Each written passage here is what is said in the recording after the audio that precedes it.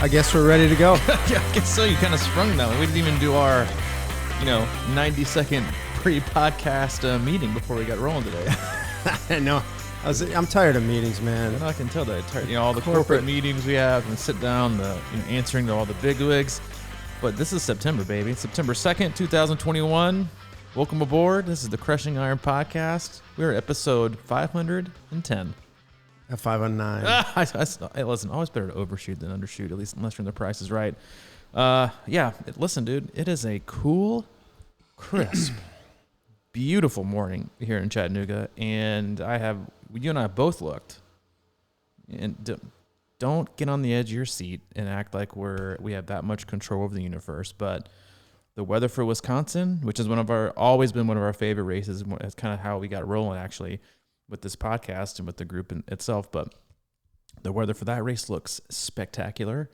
And yesterday you went on a deep dive for the uber extended Ironman Chattanooga forecast because a lot hinges on my previous prediction of it's going to be cool. The new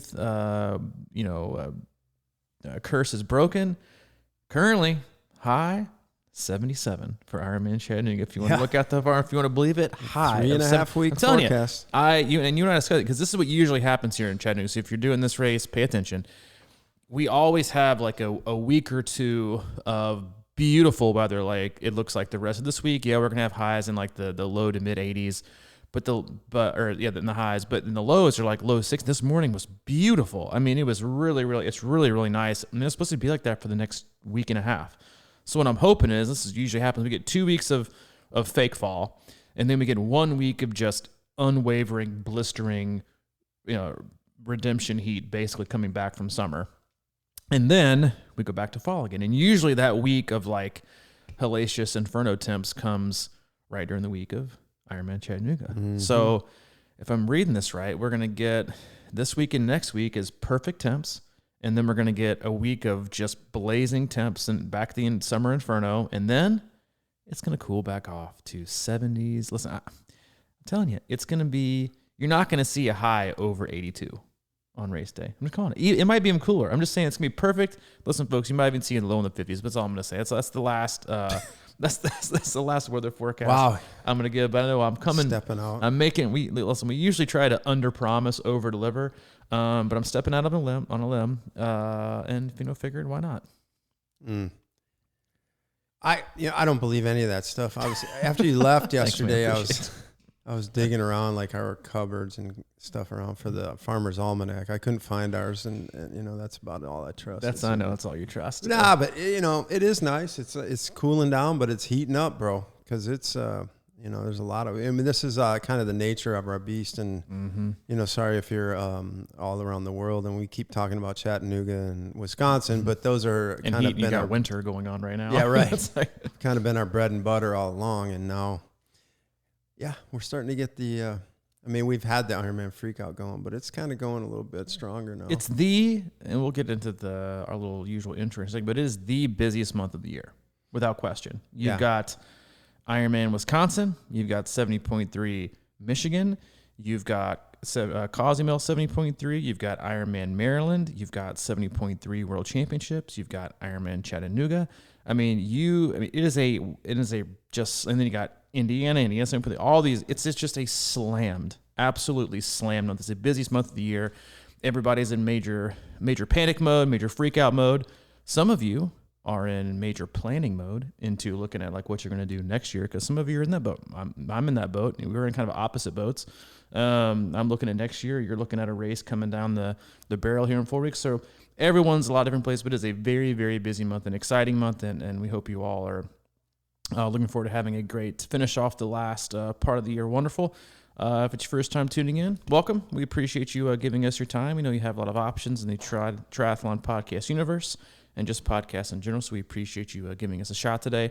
We cover it all. We cover swim, bike, and run detailed podcasts. We cover triathlon. We cover life. We cover everything in between.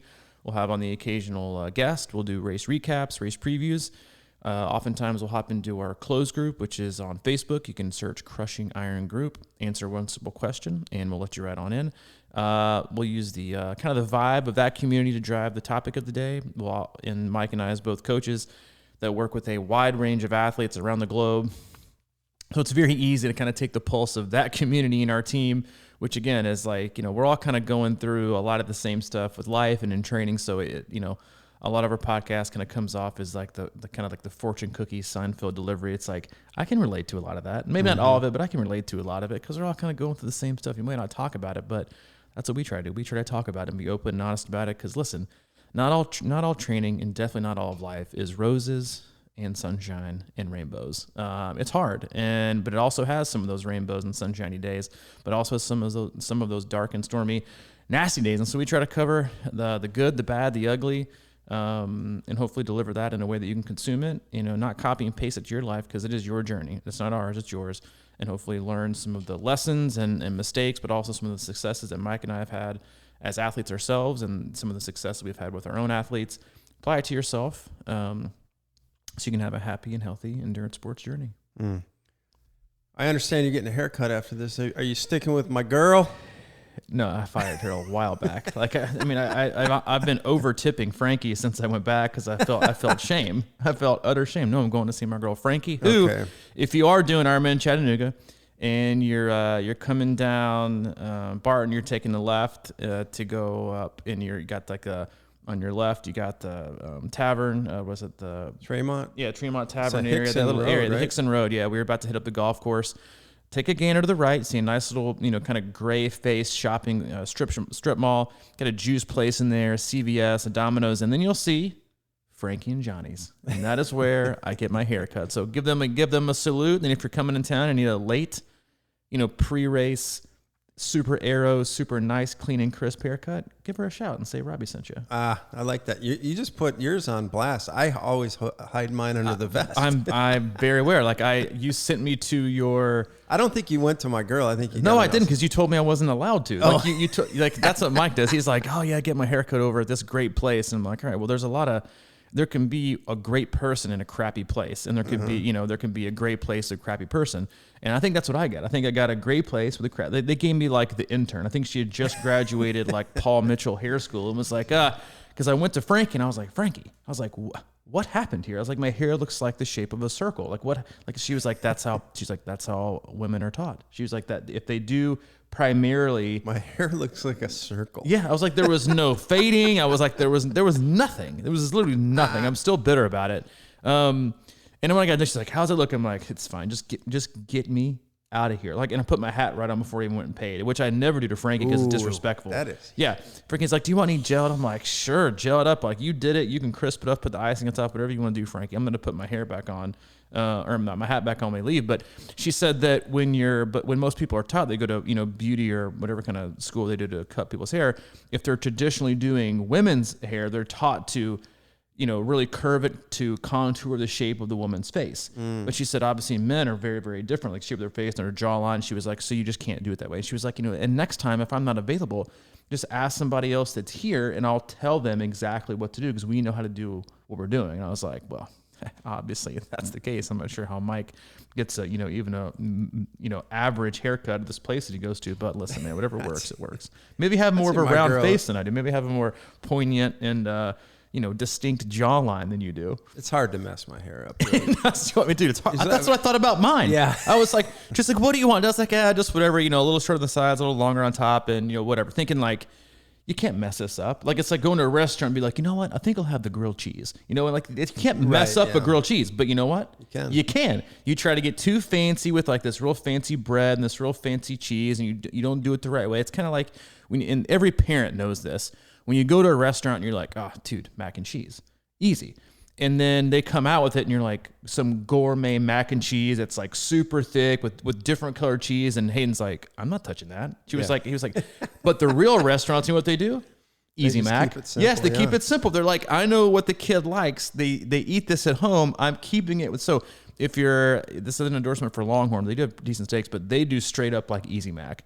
And so I'm like, why mess with it? So he crushes it. Now he also does like State of Confusion's macaroni and cheese. That's like which not a surprise. They have a nice little fruit bowl with some mac and cheese with it. But anyway, we'll get back onto a topic for today, and we start talking about haircuts and kids meals.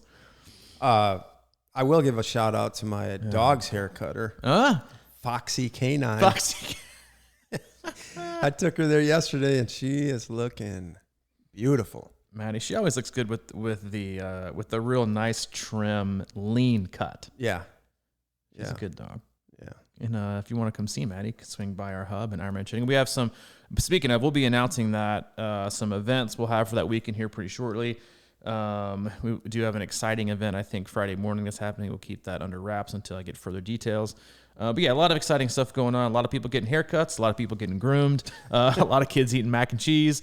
It's that busy time of year. We got people that are doing, like we said before in the intro, like we have people that are, in their biggest peak phase, trying to shed some fatigue and see some light at the end of the tunnel, like yourself. And then you got people like me who are kind of like, hey, like I kind of got a plan for next year. How do I want to get there? What's the best route to go? And I kind of figured we could riff on both those, but if you had a topic for today, because you've been in a good training groove and you kind of had some, maybe not light bulb moments, but when you're in a heavy training groove, you always kind of have things you think about or comments you make to yourself or that you read in Training Peaks. And so I kind of let you all toss the ball to you, and if you want to go with it, you go with it. I definitely want to get into that a little bit. I had a thought real quick about it's a 2 weeks out or 3 weeks out for a lot of people that are listening probably for their Ironman. And what are some of the things that all of a sudden people just want to switch up, whether it be changing out their kid or you know what I mean? Or changing out their kid? Their kits. Oh, their kits. That's changing out their kits. Trying new shoes or, things like that. And I think that this is such a good topic. It's buying season, baby. Everybody wants to buy, which I mean, you got 2 weeks. Do it now. Don't do it at the expo. Don't do the expo. Do, like you said, do it now. You and I had a little bit of a spending spree yesterday. You're putting some stuff in the cart, making some upgrades. Listen, now is the time. If you're 2 weeks out, I would say it's too late. Just go, roll with it, because you're putting too much at risk by changing up gearing. You're just not used to the shifting. But if you're 3 to 4 weeks out, do it now. 100% get after it. I would even suggest if you're looking to get your bike overhauled, maybe take it in 3 to 4 weeks out. That way you can have your bike with its new tires, its new tubes, whatever. What I do for myself, I want to ride my bike the way I'm going to race it on my last big important ride.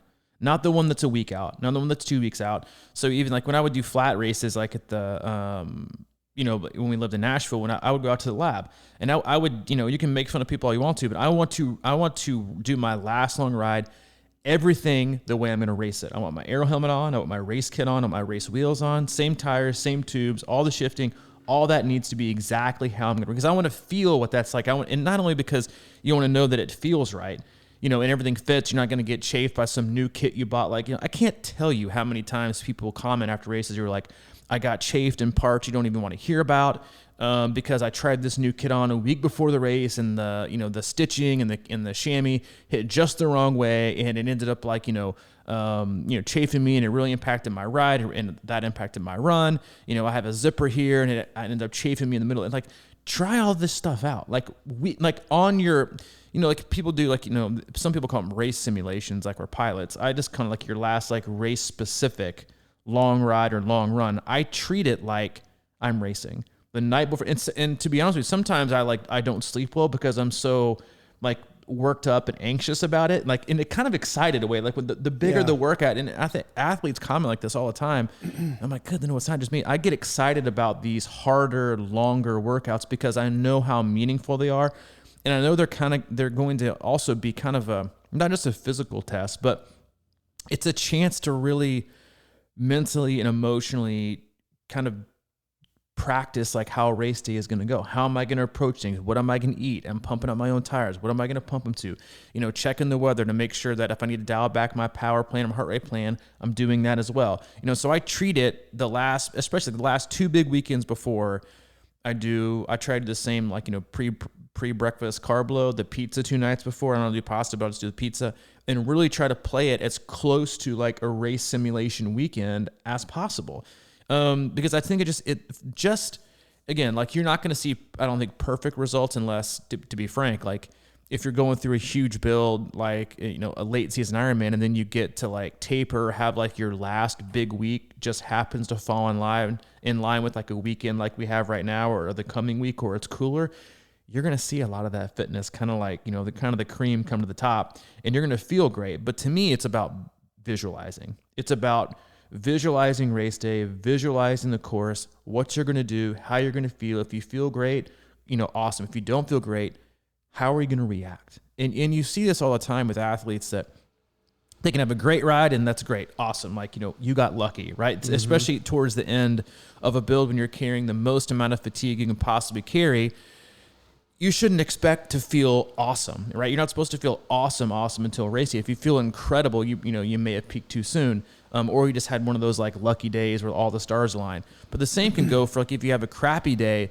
A lot of athletes you see cut it short and they just stop, right? Because they don't want to have that bad feeling in their mouth, that bad taste in their mouth. And I can understand that from an athlete standpoint, but even from an athlete standpoint like myself and a coach, I want you to responsibly, obviously, there's a difference in having a bad workout and digging yourself a hole, right? Like there's a difference in going out today and, and Mike, you're like, I'm gonna head to the battlefield and I'm gonna hit 80 and I'm probably gonna cruise around 20 miles an hour. I'm gonna feel pretty good today.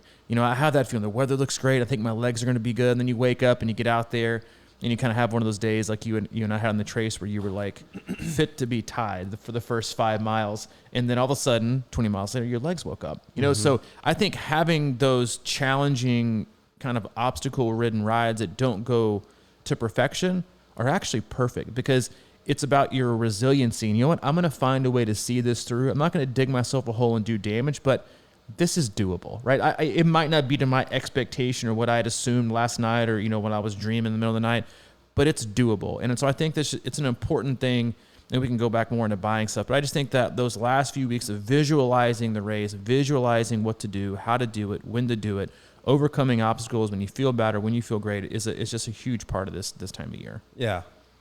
I can't tell you. I mean, that's really all I'm doing now is it feels like is this visualizing of any longer ride or run. It's kind of I like that how do you get through something phase, because it is weird because 90% of the comments I see these days are, man, legs felt tired, legs were bad, and then it kind of later it felt pretty good or whatever. And it's like, I don't know how hard it is for us to learn that, but 90% of our workouts, it seems like this late, they kind of at the first few miles feel terrible or whatever. And then it's all about how do you wake up? But like on a 2-hour run over the weekend, I went through like, probably 8 different moods, it's just up and down.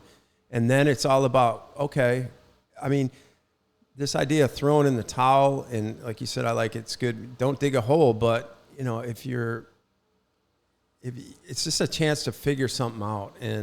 And it's just weird how you can rebound. And I've talked about it before, but I talk about like in-race recovery and stuff like that. How can you find those moments where you can recover a little bit? I mean, it's just amazing to me. Like if I'll go, it's interesting when I go out to ride at the battlefield and I'll do maybe it's like an 8.5 mile loop or something like that. And I'll do 2 laps and then, so I'm 16, then maybe at 32 in, and then the minute I refuel or whatever, I get off my bike for like 2 minutes, and it feels like it's a whole different game sometimes, you can do that. How can you do that on the fly on the bike, whether it's maybe getting out of the saddle a little bit or just taking advantage of some coasting or things like that. And I'm always looking for those opportunities because, we've all done it where we felt terrible for 40 or 50 miles, and then all of a sudden you just feel better on the bike. And I think that kind of stuff can happen, obviously, in a race if you let it, but like what we do a lot of times is like, I feel terrible, and they just keep grinding in the same place. And it's like, it doesn't change anything. I think you can change your physiology. I think you can change your mental game within the race. So those opportunities are there, but you have to kind of practice them, I think. And, you're talking about race day feeling hopefully, fresh, but that doesn't mean your legs are going to be wanting to go right away necessarily. It might take a little longer. So please get that out of your head that you're having a bad day at mile 18 on the bike, It's like, we always say, it's like spilling your coffee and the very first thing, and then you're like, oh, there goes today. Yeah. It's ruined. It's ruined because your mindset sucks, right? It's your attitude, And no, I think that's, and again, like listen, your race day is so much like training. One day you feel like a superhero, the next day you feel like trash, right? And then you have a lot of days in the middle, and I think the closer you get to race day, people raise their expectations of how they should feel. Like I had a comment, it's like perfect example, right? Of, of what it's like to be in like a huge build where you're being consistent and how many like fluctuations you can get over the course of a day. And usually as like a coach, I tend to look at swimming as not the ultimate governor, but like swimming is a really good telltale sign for me of how fatigued a person is, because it's total body. It's aerobic, but also very anaerobic. And it's in a safe space, right? It's in water. It's non-impact. It's also not, it's not impacted nearly as much unless you're swimming outside in like a 50-meter pool, in August, right? When it's 100 degrees and the dew point, because it still affects like a running is. It's in a controlled environment, right? And it's the same controlled environment year round, right? Unless again, they go to like an outdoor pool, some crazy. For most people, they go to the same YMCA, the same pool, that's the same temp and the same lane. It's about as controlled as you can get. It's even more controlled as people, hopping on a bike trainer, so it is the controlled environment. And to me, it's the best way to show like what's really going on and how great. And as the Prince says, I felt really, really slow today. In the pool, I just felt super fatigued. It's like, man, you're really putting a lot of effort to not do much. So that probably means you're overall really, really fatigued. Let's pull things back. Or if it's just even, like some athletes say, like, I feel like I was working really, really hard today to hold this, my usual pace. I'm like, all right, well, look back to the comments and see what they've said. If they felt great, then it's like, that was a bad day. If they have like 2 or 3 days in a row, to where they feel really, they feel crappy, like, all right, let's take the next day, maybe really, really easy. But a lot of times people jump the gun. They have one bad workout and they're like, I need to take a couple days off. Bad workouts are just part of it. Like if you're consistent enough, guess what? You're going to have bad days. It's like life, right? If you live a lot of days, you're going to have a whole lot of crappy days and a whole lot of great days and more days in between. When you're that consistent, you do much. But what you also want to do is just not pull the plug too early and give an athlete an easy break without letting their body respond and adapt to the load. So anyway, this athlete, Med Robertson, emailed me super pumped last night. He travels it 1 week and then he's at home the next week, and he's been having a little more, I think, of a hectic schedule. Anyway, his last 2 bikes and runs I thought were actually decent, right? They were hanging around what I would expect an athlete who's in like the biggest part of their peak and the biggest part of the load for their first Ironman ever, right? In the hottest time of the year. And he's like, I was kind of wondering, like I was really fatigued. And then he was like, and then I went to the pool, and boy, did I show up. And he was like, he had PRs after like hundreds and hundreds that were like the fastest hundreds he'd ever done in his entire life. And so you look at it and think, I think even like what like clicked off like a 1:19, which is like the fastest he's gone in like years, 4 or 5 years, maybe even longer than that. And so as a coach, I'm like, yeah, nice job. Like I love hearing that. But that's what it's one of those things where you see it and you hear it and you're like, all right, we keep on moving. Like there's no need to adjust. But 6 hours before that, he's like, I don't know. I think maybe I need to take some, we're always prisoner of the moment, right? It's like, and then you finish something, you're like, give me more. Like I can handle more. I'm like, well, 8 hours earlier, you were questioning if you should take like the next day off, right? But it's just, you have to give, as long as you're applying the load in a safe manner, you should expect to feel better, right? You shouldn't expect to feel fresh as a daisy. But if you're carrying a lot of fatigue, like yesterday as well, I had an athlete do a split run, early morning hour, early morning, evening. I would say, I don't know, 8 times out of 10, the second run goes better than the first run. Like people say, I was really dreading this run and really didn't know I was going to go. And I'm really kind of surprised. This actually felt better than the run I did, 6 to 8 to 10 hours ago. And so I think it's about reading that, but it's so much about not getting kind of carried away and understanding that same thing and just remembering those flows and the roller coaster of emotions you have. Because that's the same roller coaster of emotions you're going to have on race day. You're going to feel like your goal estimated time has been crushed because you didn't swim what you thought you were going to swim, because you thought the current was going to be stronger, and you're 5 minutes and you're like, oh man, now I got to overbike, or there goes my day, and you're like, you just swam. It's the shortest, least time consuming part of your day, and you're telling your day is over. Like, don't decide that until mile 25 of the run, because there's so much real estate left for you to do well on or to make bad decisions on. And that's when people start to make quick, impulsive, harsh decisions that really impact their day. It's more of like a bad domino effect of decisions based on one assumption. Yeah, and there's a lot of things I don't think we pay attention to, like, maybe we had a later run or something, then we try and get up, less than 12 hours later and get on a trainer ride. And that's why you feel tired. But like I'll do much like I try to work on in-race recovery, I work on strategically placing my workouts in a way that sometimes I like to kind of jump on a little fatigue and do something like that within 12 hours or like, just after sleeping. But a lot of times I'll wait until, I like wait until later in the day, and then I'll break that up and have a nice meal and kind of relax for a while and then do another workout or whatever it may be. But later in the night, I just wake up later in general. But I do think a lot of people will, with double workouts, they get up at whatever, 4:30, and they're trying to jump around the back of something they did that night before. And I think that can impact them.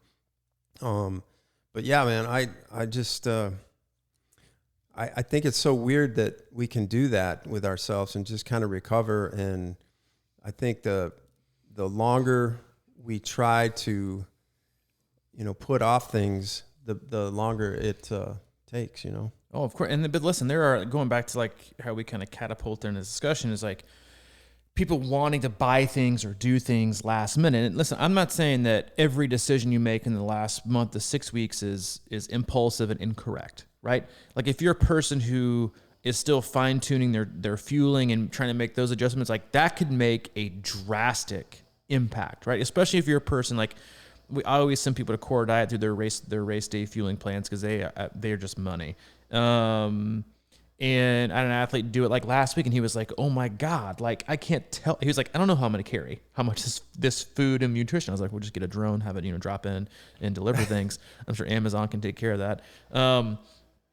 But when you see how much you're underperforming, right? If you see, and then you take underperforming and why you feel like so if you feel like, okay, and I ask this sometimes as a coach, not because I feel like everything I do is right, but because sometimes it just doesn't add up, right? If you look at a person's training and you look at how they should be responding because they have that way in the past, and you're like, something isn't adding up. Mm-hmm. How are you eating? How are you sleeping? What'd you do this in? Like, oh, I did it in the garage with no fan, and I'm like, well, no wonder it felt like shit. But when but this athlete was woefully under fueling. And I'm like, if you can even add in trying to fine tune and get in just an extra 100 calories an hour, dude, that could be a huge game changer on race day. You might not, let's say you're taking in like 150 calories an hour, which is way, way, way, way, way, way low. And then you're suggested to take in 300. You might not be able to train your gut to absorb 300 calories an hour, but if you can at least acknowledge and be informed that you need to take in more, and you can bridge that gap to like 225 an hour, right? Which is halfway. 75 calories an hour over even just 4 hours, you're getting 300 more calories, right?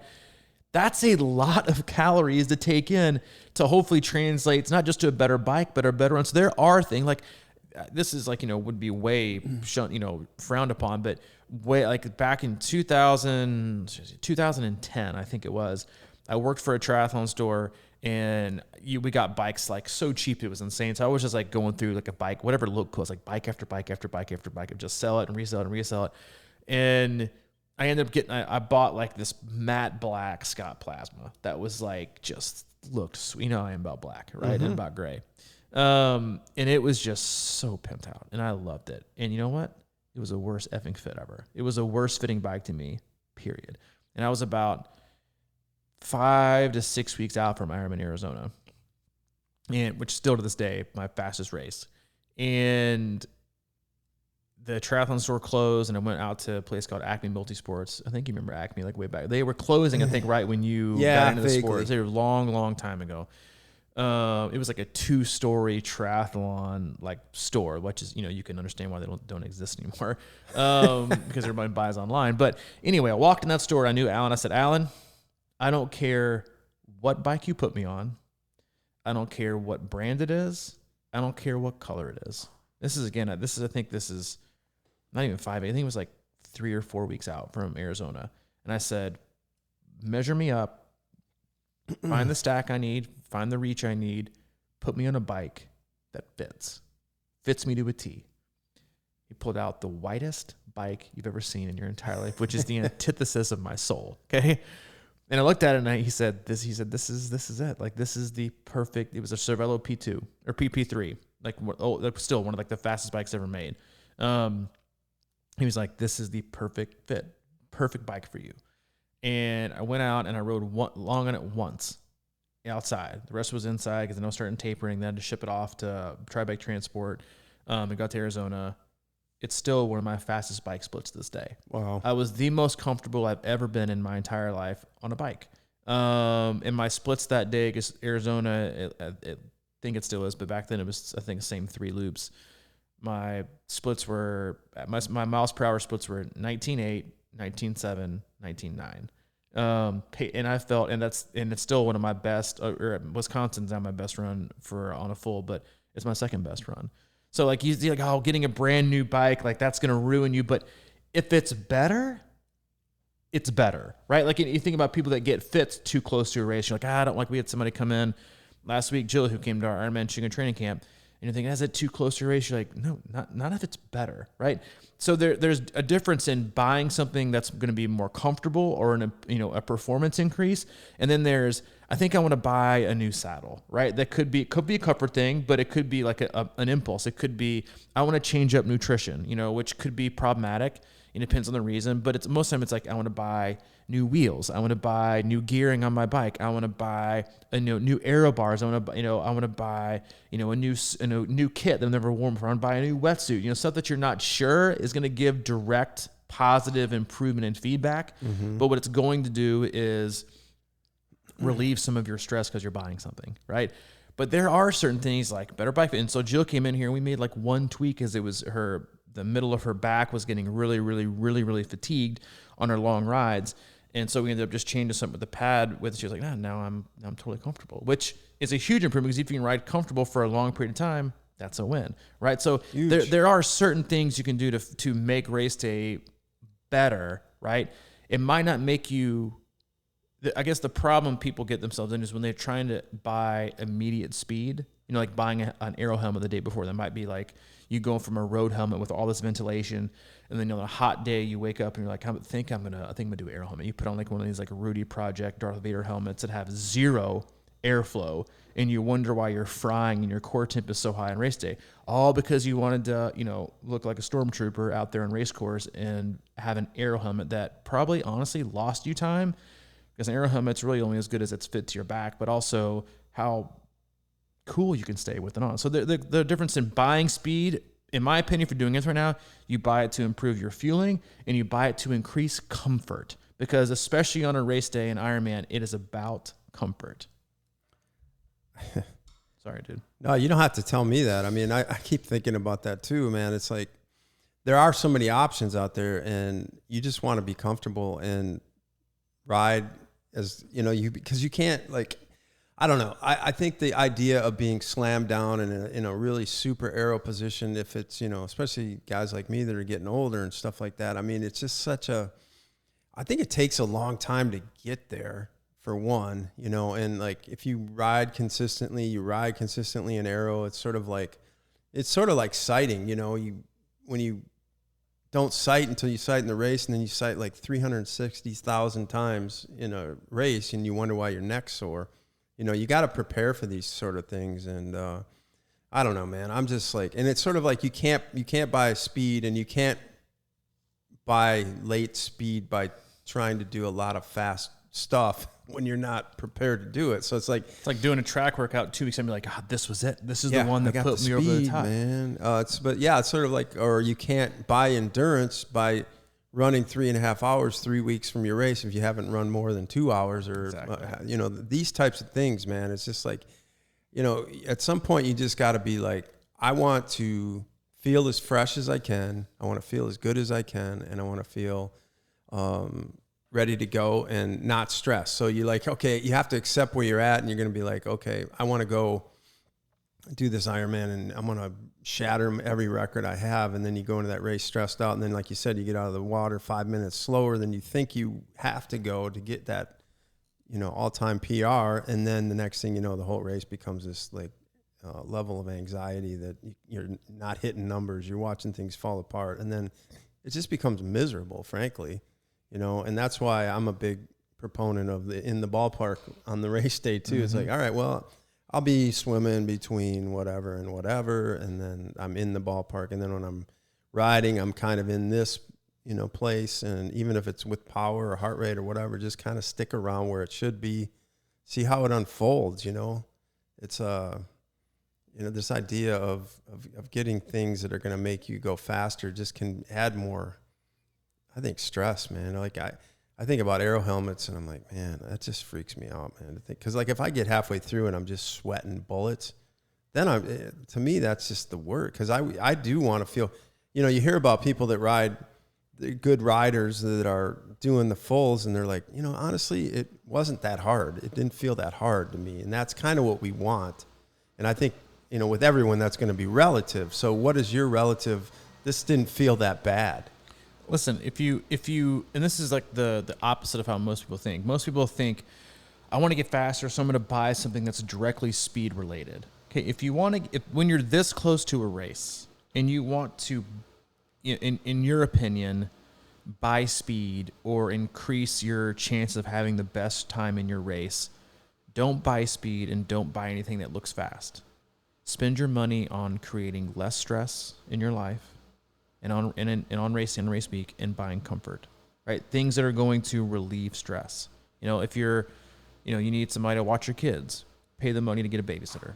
Like if you need to work on your fueling, invest in a better fueling plant, right? That might be totally down, but it'll still be better.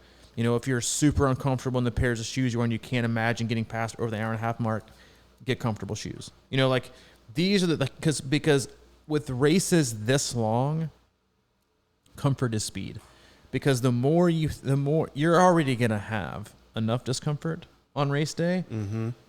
Being on something or wearing something or using something that causes discomfort is only going to magnify the physical and oftentimes mental discomfort you're going to have on race day. So spend money on things that are going to relieve stress and increase comfort. Like that's going to allow you to have the best chance of your best day, not a device, right? And just it's simple. You don't have to think about it, but like do things that are going to relieve it. Like pay extra money to stay close to the race site. If instead of 20 minutes out of town, like things that might cause stress race morning, like instead of, buying a new bike computer, right? It's not going to make you any faster. It might make you feel like, and that's what happens. Like a lot of people, when they don't maybe not train as much, they kind of get in panic training mode and panic buying mode. Okay, I didn't train as much, so what can I do to bridge the gap for the stuff that I didn't do? Aero helmet, race wheels, new air bar setup. I'm going to change out my gearing. I'm going to get a carbon. I'm going to, get my new chain waxed. I'm going to get, super awesome carbon plated, pulleys. And like, God, that's going to really increase. I'm going to get there in 2 minutes faster. That doesn't make up for fitness and hard work. That's just one of those, you kind of have to just accept where you are and the fitness that you've built. But that's why expos are major money. Everybody, it's just trying to buy fitness a little bit too late, right? It's like, mm-hmm. It's like walking, it's like, hopping in the stock market a minute before the bell rings at the end of the day, and the stock has gone from $20 to $85, and you're like, I'll buy it at 85. And tomorrow it might drop back down to 20 because you're like, it's never too late. Like I can still get in. It's like, no, don't do that. Wait till the next time, or make a better decision that's going to help you out long term. But there's just so many things that, like we talked about, I think on, the last cast or 2 casts ago, is like, when people go to buying new bikes, is it, chicken for the egg? If it's going to make you ride your bike more, then do it. But I'm always for buy an additional bike. Don't buy a new bike, buy an additional bike, because it gives you more opportunities to want to ride. Whether, have a tri bike, have a road bike, have a gravel bike, or a mountain bike. You can basically ride year round, right? Because in the more you want to ride, the more options you have to ride, the more often you're going to ride. Because some days you might be like, I just didn't really feel like riding my TT bike today. But if that's all you got, that's all you got. Yep. Or I wanted to go ride with my group, but they don't allow TT bikes, and they don't allow change, so I skip today. Well, if you had a road bike, you'd be gone. Or hit the gravel and go out for 3 or 4 hours, or hit the mountain bike. Like that's what usually increases your fitness, right? So there's a lot of things I think you could purchase that would help increase your chances of performing better, but mostly none of them come within the last month window of what's going to happen, on race day. It's just, it's about comfort and removing as much stress as you possibly can. Yeah. And I think that kind of falls into this idea of let's be a little less rigid on things, you know. And I talk a lot about, you know, we're going into taper for a lot of people or close to taper. And I'm at the point now where it's like, you know, if there's a workout on the schedule and people are just, you know, it's sort of like the group ride and you don't have a road bike and you can't go. It's sort of, you see a workout and it's something that you just absolutely like loathe and disgust. You don't even want to do anything to do with it. What are you going to do? You know, you make adjustments and you're not so rigid with it. You just try to do something around it or do something, whatever you feel like, do something that feels good. Because to me, that's what it's all about right now, is creating this love for the game, creating a desire and excitement to race, not a dread to get through today. You know, whatever today is going to take, just go out and, you know, if you got like some kind of 2-hour trainer ride that you're thinking looks like shit, and you want no part of it, just get on a bike and ride around outside or whatever. You know, like do things to get through each day, because taper is the last few weeks is always tough mentally, and you don't want to add more and more stress to that by doing workouts that, you know, I'm not saying avoid, you know, a tough workout, but, you know, just feel it out and be flexible and try to find just that enjoyment around the sport. I mean, I think that goes so far going into a race. If you show up on race morning like super nervous and stressed and fatigued and all kinds of things like that, that's just a bad place to be. But if you wake up and you're like, man, I can't wait to go out and do this. There's going to be people watching me. It's going to be supported. I can have aid stations. There's going to be other athletes around that have trained for this for the whole year, and we're all in the same boat and we're just doing things to feel good. That's what you want to be at. That's the place you want to be on race day. It's not a stress factory. You know, you just want to be out there flowing with the day and feeling as good as you can and not doing stupid things or trying to be somebody you're not. But it's more fun to try and be somebody, because it relieves you of like the pressure of just accepting who you are, you know, and that's like people. That's what people's like. But it's one like of the most 15. You know, favorite it's a pastimes. long ass day. I know, you know, to try to be somebody you're not. You know what I mean? Just like, dude, it's somewhere enjoyable. in the ebbs and flows, and like I remind myself and fail every single time there's like a race with a bunch of athletes and you can track them. It's like, why are you even looking? Why are you even tracking the swim? Why are you even tracking the bike? None of it matters. Zero. None of it matters, because honestly, more than likely, the tracker's wrong, right? It's totally not even correct. And, you know, like they could be having, the splits could be wrong. You don't know where the terrain is, and they could be having, you know, a really great day, or they could be having a bad day. The thing is, you never know. And it's all, honestly, none of it matters until the win. And the win is the last half of the marathon. That's what I was saying. Like, why am I even looking until the back half of the marathon? Because that's when you really know how well the day is going or how difficult the day is going to be, when you get to that last, like, you know, 2 or 3 splits in the last half marathon. But no, it's a hard, and I think it's the length.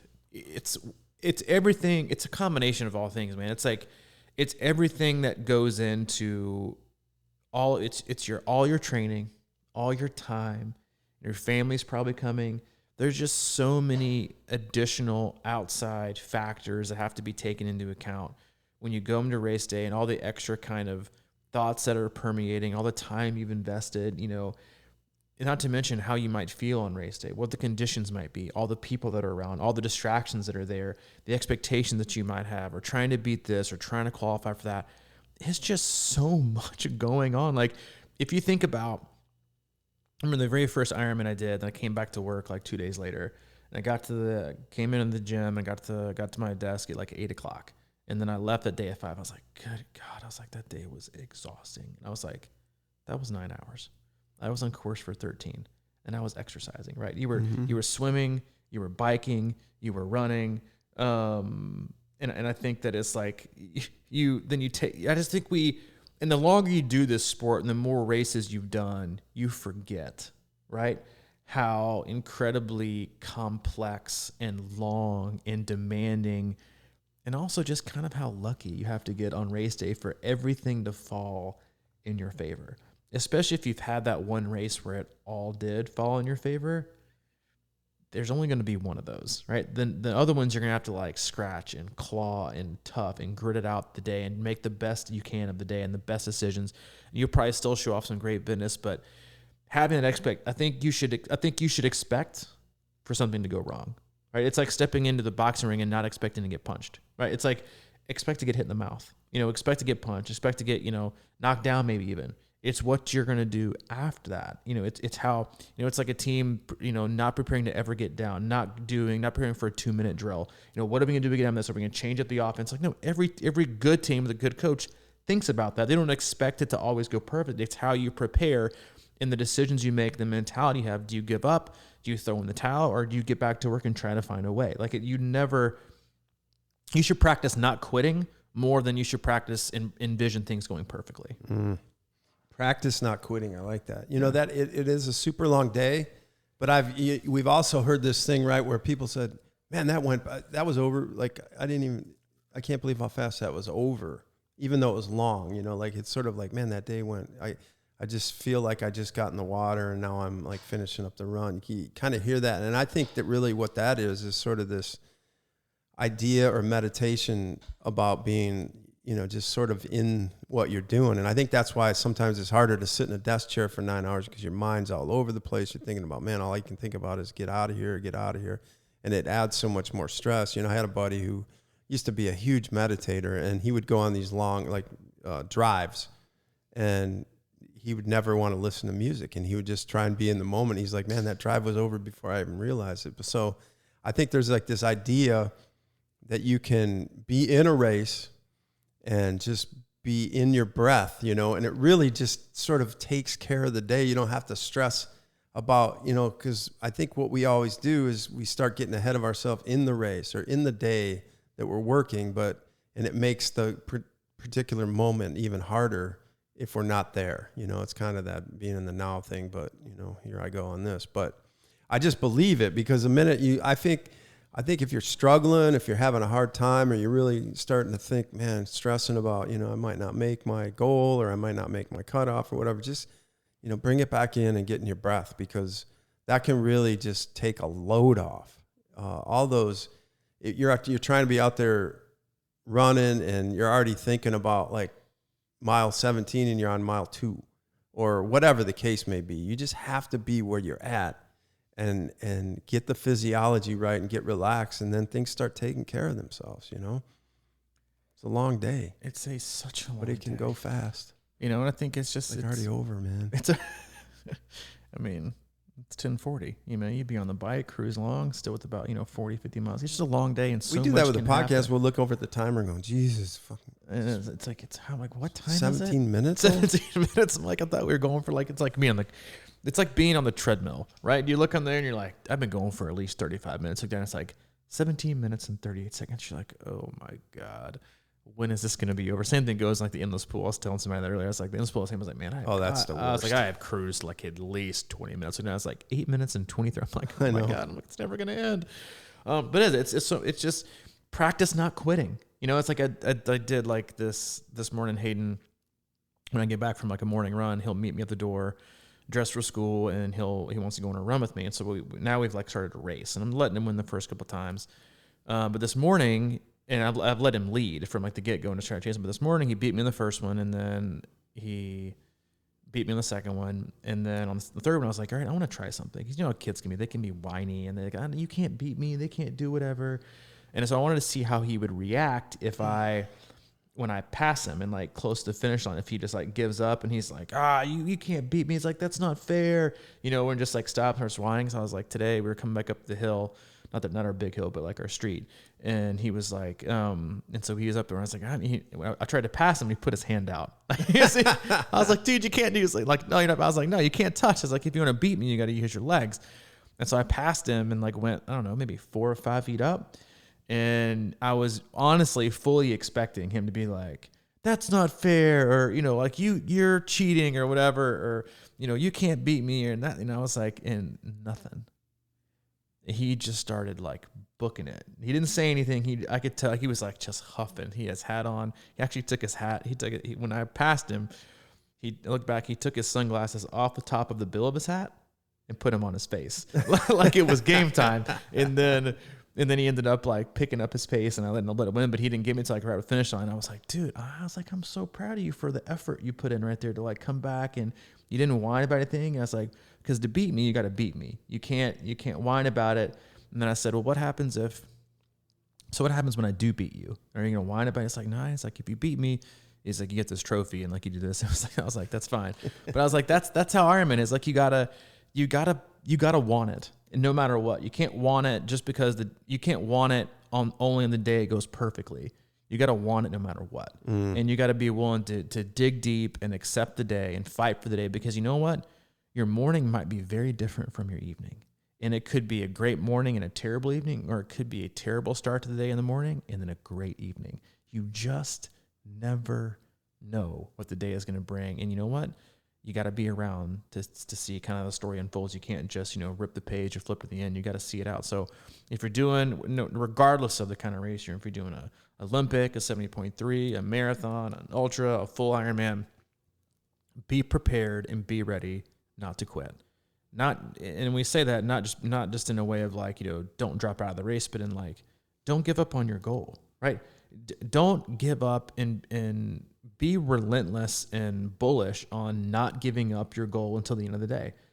Make smart moves. Don't beat yourself from the ground to try and get it at mile 20, of the bike. But just remember and understand that so much can happen. So much can happen on race day that in the last half of the race, and just not the whole marathon. That's a freaking marathon, right? To end the day in the hottest part of the day or in the nighttime. So that's why it's the most fun, because you can watch all the drama unfold. People, starting off bad and then finishing strong. People starting off strong and finishing bad. People who are running when they never thought they'd be running. It's just all the drama unfolds at night, right? And so just don't give up on your day. Fight for it. Don't be willing to kind of give in. Definitely don't quit. See it through, finishing out, and see what you got left. Mm-hmm.